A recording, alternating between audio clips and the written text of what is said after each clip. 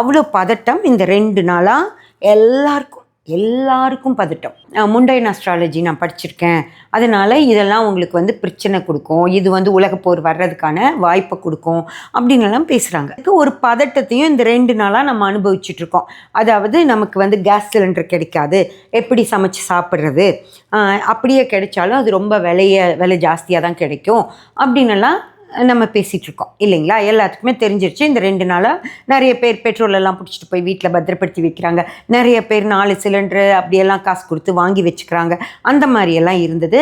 அதை விட ரொம்ப ரொம்ப முக்கியமாக இண்டக்ஷன் ஸ்டவ்வு திடீர்னு விலையேறி போயிடுச்சு. எங்கே போய் கேட்டாலும் இண்டக்ஷன் ஸ்டவ் கிடைக்கல அப்படின்லாம் சொன்னாங்க.